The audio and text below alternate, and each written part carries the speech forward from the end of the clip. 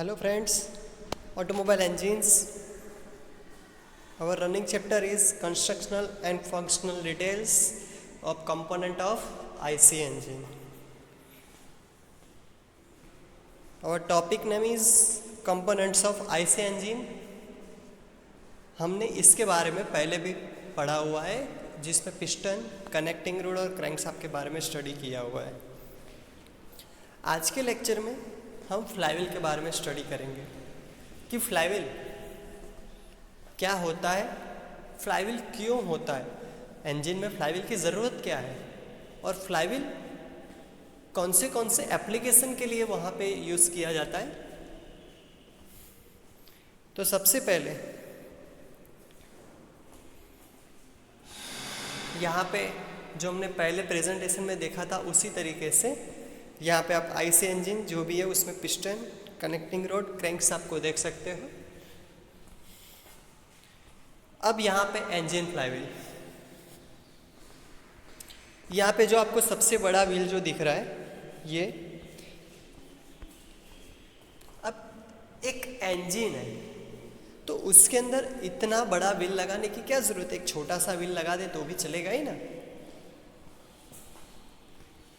तो ये जो व्हील है उसकी क्या ज़रूरत है और what is the main application of the flywheel.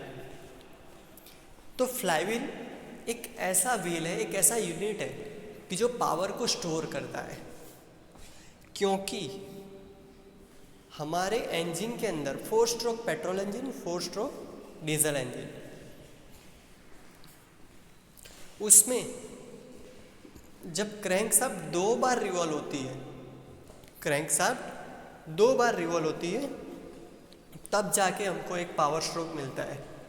यानी कि क्रैंकशाफ्ट का एक रिवॉल्यूशन तो ऐसा होगा जिसके अंदर हमको पावर स्ट्रोक मिलेगा नहीं। यानी कि जैसे कि सक्शन स्ट्रोक और कंप्रेशन स्ट्रोक चला, तो सक्शन स्ट्रोक और कंप्रेशन स्ट्रोक जो चल रहा है उसके दौरान क्रैंकशाफ्ट का एक रिवॉल्यूशन ख़त्म हुआ, लेकिन हमको उसमें तो पावर स्ट्रोक मिला ही नहीं। यानी कि ये जो रिवॉल्यूशन हुआ उसमें इंजन का पावर जो है वो क्रैंकशाफ्ट और पिस्टन को रेसिप्रोकेट करने में चला जाएगा, क्योंकि इंजन पावर डेवलप नहीं कर रहा है ये स्ट्रोक के दौरान। तो इसके अंदर क्या होगा कि जब ये पावर डेवलप नहीं हो रहा है, यानी कि उसके बाद वाले स्ट्रोक में हमको पावर मिल रहा है दूसरे रिवॉल्यूशन में क्रैंकशाफ्ट के, जिसमें पावर स्ट्रोक मिल रहा है। तो अब ये जो पावर स्ट्रोक हमको ऑल्टरनेट मिल रहा है, यानी कि क्रैंकशाफ्ट के हर एक रिवॉल्यूशन के बाद, यानी एक रिवॉल्यूशन में हमको मिला, फिर दूसरे रिवॉल्यूशन में सक्शन कंप्रेशन होगा, बाद में फिर से हमको मिलेगा। तो ये जो सक्शन और कंप्रेशन इजीली हो पाए, उसके दौरान रिवॉल्यूशन में कोई चेंजेस ना हो, जिसके लिए हम यहाँ पे फ्लाईव्हील का यूज़ करते हैं।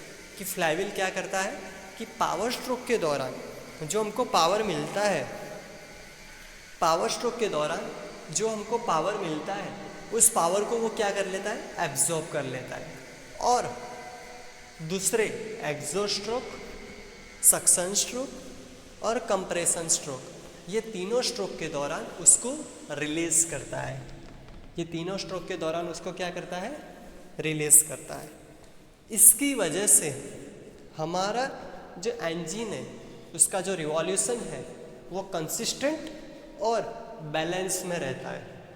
नहीं तो क्या होता, पावर स्ट्रोक के दौरान रिवॉल्यूशन हाई हो जाते और सक्शन और कंप्रेशन के दौरान रिवॉल्यूशन क्या हो जाते, स्लो डाउन हो जाते। तो हमारे जो साइकिल है इंजन की वो अनइवन हो जाती, यानी कि इरेगुलर हो जाती, और जिसकी वजह से हमको कांस्टेंट पावर मिल पाता नहीं।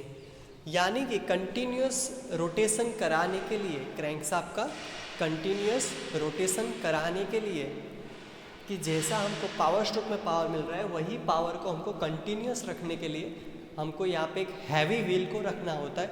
और वो जो हैवी व्हील है जो क्रैंकशाफ्ट के एक एंड पे लगता है, जिसको हम क्या कहते हैं, फ्लाईव्हील कहते हैं। जो आप यहाँ पे देख सकते हो कि यहाँ पे एक फ्लाईव्हील दिया हुआ है, ये फ्लाईव्हील के बीच में जो आप होल्स दिख रहे हो वो क्रैंकशाफ्ट के एंड पे लगता है। एक एंड क्रैंकशाफ्ट का होता है, वो आपने पहले भी देखा हुआ है, जो पुलिस की तरफ लगता है, यानी कि आगे की तरफ लगता है। और दूसरा जो एंड होता है क्रैंकशाफ्ट का, कि जो फ्लाईव्हील की तरफ लगता है। अब जो एंड फ्लाईव्हील की तरफ लगता है, अब वहाँ से ये जो फ्लाईव्हील अटैच हुआ, अब फ्लाईव्हील पे आप देख सकते हो कि फ्लाईव्हील पे यहाँ पे आपको रिंग गियर भी दिख रहे हैं, यानी कि यहाँ पे गियर्स भी दिख रहे हैं कि जो पूरी रिंग की तरफ है ना। तो ये जो है वो रिंग किस लिए है, और ये जो फ्लाईव्हील है वो हैवी होता है।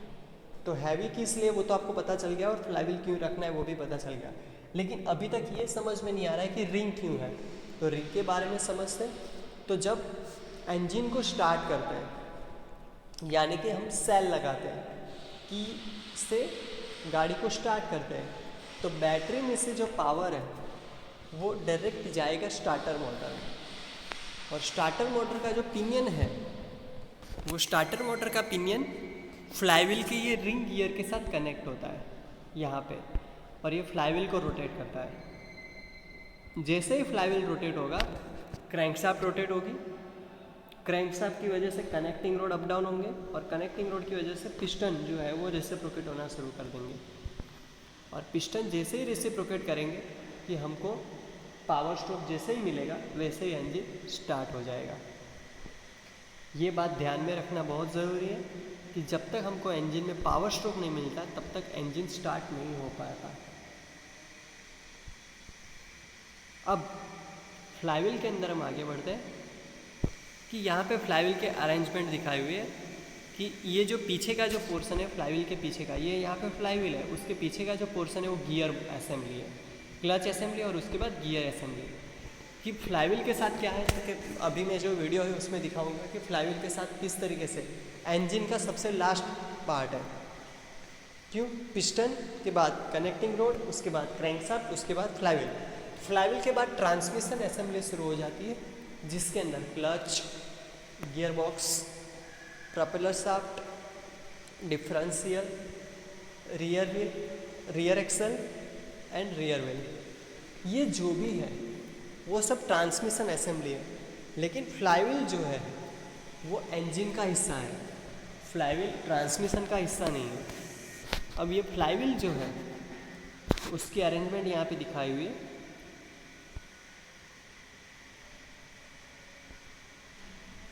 अब यहाँ पे फ्लाईव्हील के अरेंजमेंट किस तरीके से वो आप देख सकते हो। ये 6 सिलेंडर इंजन है, 1 2 3 4 5 एंड 6। अब ये जो 6 सिलेंडर इंजन है उसमें फ्लाईव्हील का एंड आप देख सकते हो कि फ्लाईव्हील में किस तरीके से कि क्रैंकशाफ्ट के एक एंड के ऊपर फ्लाईव्हील लगाया हुआ है, और फ्लाईव्हील के पीछे क्या होगा, क्योंकि फ्लाईव्हील के पीछे फिर क्लच प्लेट, फिर प्रेशर प्लेट यानी क्लच असेंबली, क्लच के बाद गियर बॉक्स और उसके बाद प्रोपेलर शाफ्ट, और वो शुरू हो जाएगा। जबकि ये क्रैंकशाफ्ट का आगे का पोर्शन है जहाँ पे क्या है, तो क्या पुलिस लगेगी, जो अल्टरनेटर, वाटर पंप, उसको ड्राई देने के लिए।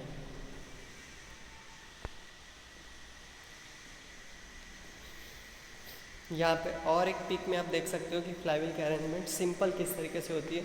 Cylinder, piston, connecting road, crankshaft सब दिखाए हुए हैं, और उसके साथ फ्लाईव्हील को कनेक्ट किया हुआ है।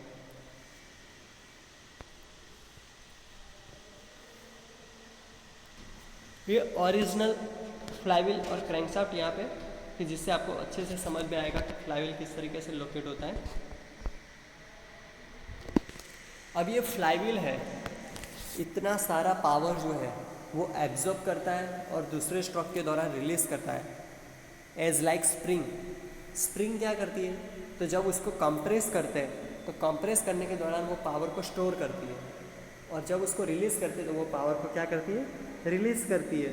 तो उसी तरीके से यहाँ पे फ्लाईव्हील क्या कर रहा है, पावर स्ट्रोक के दौरान वो पावर को एब्जॉर्ब कर रहा है, स्टोर कर रहा है, और दूसरे स्ट्रोक के दौरान पावर को रिलीज़ कर रहा है। तो ये जो पावर को रिलीज़ कर रहा है, तो उसके लिए उसका मटेरियल भी उतना स्ट्रॉन्ग होना ज़रूरी है। तो इसलिए वो कौन से मटेरियल से बनाया जाता है, तो वो हाई स्ट्रेंथ स्टील। फ्लाईव्हील जो है वो हाई स्ट्रेंथ स्टील मटेरियल से बनाया जाता है। अब उसकी प्रोसेस कौन सी होती है, तो उसकी प्रोसेस होती है फोर्जिंग। यानी कि हम फ्लाईव्हील को बोले तो किससे बनता है, तो क्या फोर्ज स्टील।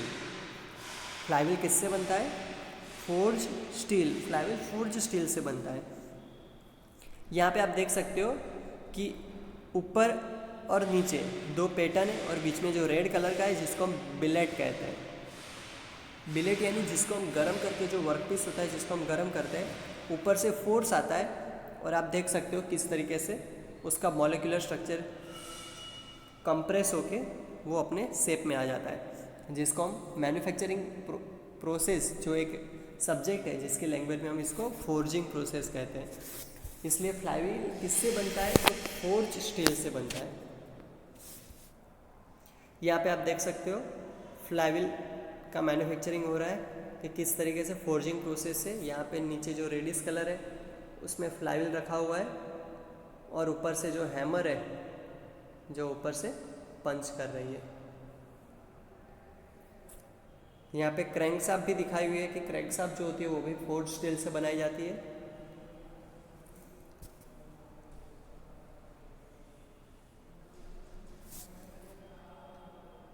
यहाँ पे क्रैंकशाफ्ट सुपर हीटेड यानी कि नियरेस्ट टू रिक्रिस्टलाइजेशन टेम्परेचर के नज़दीक जब पहुँच जाती है उसके बाद उसको फोर्स किया जाता है और इसको इस शेप में लाया जाता है। यानी क्रैंकशाफ्ट को कास्टिंग नहीं किया जाता, क्रैंकशाफ्ट फोर्स किया जाता है। इसकी ज़रूरत क्या है, इंजन को स्टार्ट करने के लिए जैसे हमने पहले बताया, स्टार्टर मोटर का जो पिनियन है वो उसके साथ कनेक्ट होगा फ्लाईव्हील के रिंग गियर के साथ और फ्लाईव्हील घूमेगा, क्रैंकशाफ्ट घूमेगी, कनेक्टिंग रोड से पिस्टन रेसिप्रोकेट होगा और हमको पावर स्ट्रोक मिलेगा और इंजन स्टार्ट होगा। डायनामिक बैलेंसिंग ऑफ रोटेटिंग मास, जैसे हमने आगे बात की कि पावर स्ट्रोक के दौरान जो हमको पावर मिल रहा है लेकिन वो पावर जो है वो ज़्यादा है और सक्शन स्ट्रोक, कंप्रेशन और एग्जॉस्ट, ये 3 स्ट्रोक के दौरान हमको पावर नहीं मिल रहा है, तो इसके दौरान जो फोर्स होगा वो पावर स्ट्रोक के कंपेयर में तो क्या होगा, कम होगा। तो उसको बैलेंस करने के लिए और वही रोटेशन रखने के लिए फ्लाईव्हील लगाया हुआ है, जिसकी वजह से वो कौन सा बैलेंस करता है, रोटेटिंग मासेस जितने उसका डायनेमिक बैलेंसिंग कर रहा है। और जो हमने बात की कि power stroke during power stroke and release it during other stroke. यहाँ तक आपको सब कुछ समझ में आ गया होगा फ्लाईव्हील के बारे में। अब हम फ्लाईव्हील का एक अच्छा सा वीडियो देखते हैं प्रैक्टिकल, जिससे आपको अच्छे से समझ में आएगा। तो ये इंजन का सबसे आखिरी हिस्सा होता है जिसे हम फ्लाईव्हील कहते हैं। ये जो फ्लाईव्हील है जिसके ऊपर आप देख सकते हो यहाँ पे गियर्स दिए हुए हैं और वो पूरे रिंग के ऊपर दिए हुए हैं, जिसलिए इसको रिंग गियर भी कहा जाता है। और ये रिंग गियर किस लिए दिए हुए होते हैं, क्योंकि वो स्टार्टर मोटर जो है वो यहाँ पे रिंग गियर के साथ कनेक्ट होते हैं और ये फ्लाईव्हील को पहले घुमाता है। जब हम सेल देते हैं ना गाड़ी को, तो उस दौरान सबसे पहले ये रिंग गियर घूमता है यानी स्टार्टर मोटर के जरिए, और फ्लाईव्हील के हिसाब से क्रैंकशाफ्ट घूमेगी, क्रैंकशाफ्ट के हिसाब से कनेक्टिंग रोड और पिस्टन अंदर रेसिप्रोकेट होते हैं और जैसे हमको पावर मिलता है और इंजन स्टार्ट हो जाता है, स्टार्टर मोटर वापस आ जाती है उसके पिनियन और इंजन स्टार्ट हो जाता है। अब ये जो फ्लाईव्हील हमने आगे बात की थी, यहाँ पे आप देख सकते हो ये जो पोर्शन था इस साइड का वो क्रैंकशाफ्ट के साथ लगता है और जबकि इस साइड का जो पोर्शन है यहाँ से आगे ट्रांसमिशन शुरू होता है। तो वो कैसे शुरू होता है वो हम समझते हैं अब।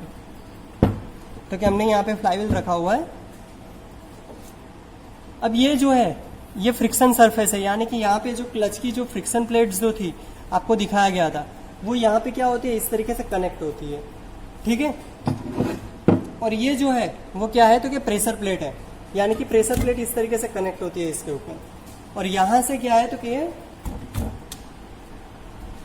क्लच शाफ्ट, यानी कि इस तरीके से इसके ऊपर पूरा क्लच हाउसिंग आता है और इसके ऊपर फिर गियर का ये आता है। यानी कि यहाँ क्या होगा, जैसे ही क्लच लीवर आप ऑपरेट करते हो यहाँ से ये थ्रू आउट बेरिंग होती है जो इसको पुश करेगी। जैसे ये पुश करती है यहाँ पे, यानी कि अंदर का जो क्लच है वो क्या हो जाएगा, लिफ्ट होके बाहर की तरफ आ जाता है और लिफ्ट होके थोड़ा ऊपर आ जाता है, जिसकी वजह से फ्लाईव्हील घूमेगा लेकिन यहाँ पे ये क्लच प्लेट घूमेगी नहीं। और इस तरीके से यहाँ पे इंजन का जो पावर है वो ट्रांसमिशन में, यानी कि क्लच से ट्रांसमिशन में जाने के लिए रुक जाएगा।